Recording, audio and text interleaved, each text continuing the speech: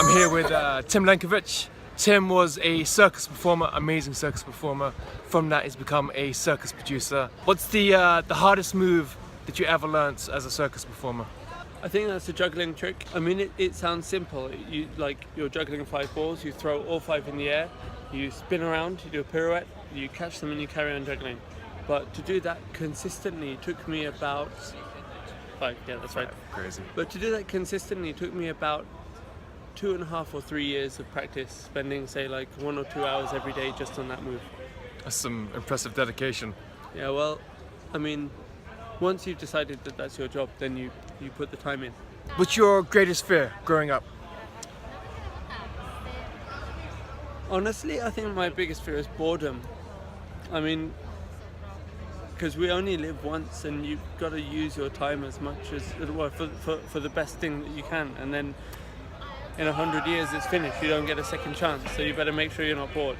Got to chase life, definitely. Dude, what was the hardest thing for you at school? The thing you struggled with the most? You mean when I was like a kid? Yeah, secondary school. Secondary school. Making friends. I mean, like, the schoolwork, I mean, some of it was challenging and some of it was easy, and I think that's pretty similar for most people. You've always got your strengths and your weaknesses.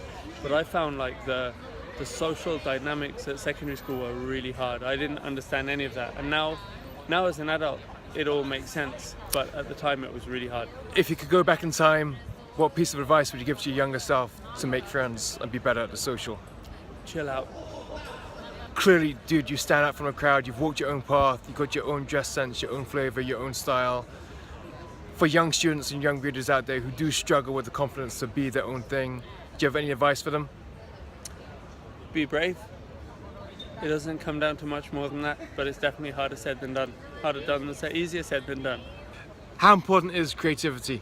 Very. Do you think you could do your job if you didn't have a creative mind? No.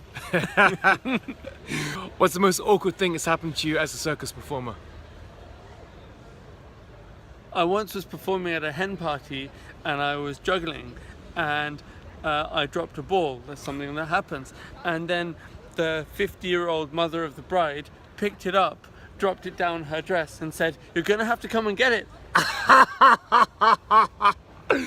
Too awkward, I'm so sorry, dude. My brother, I recently snapped my chest tendons.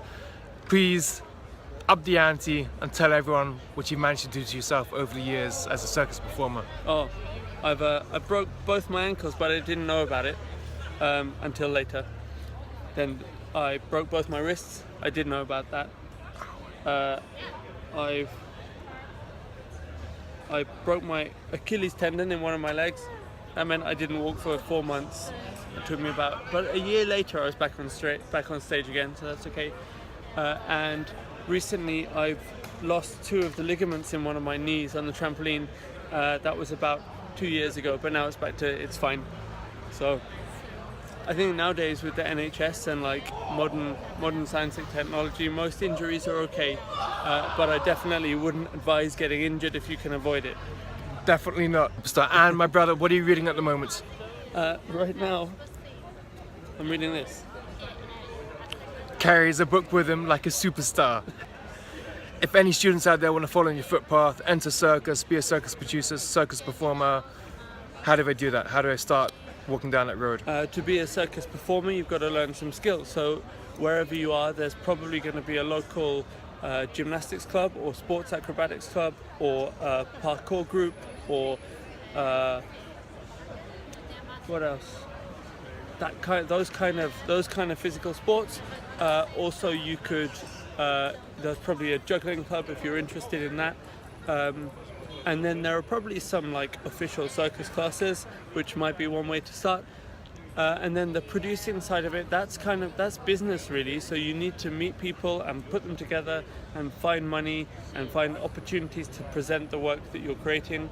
Often a producer will identify artists that they like and want to support. So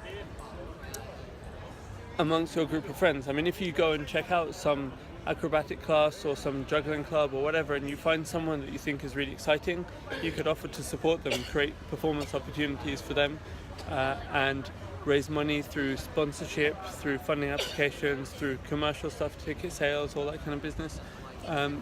But yeah, producing is really the business side of arts, and that applies to, you know, circus, but also theatre, dance, films,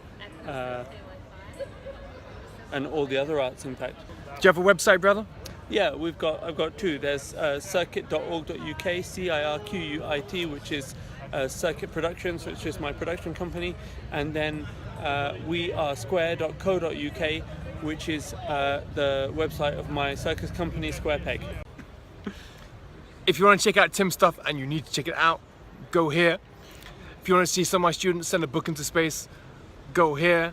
And if you want to see a mad, old school animation about the importance of creativity, go here.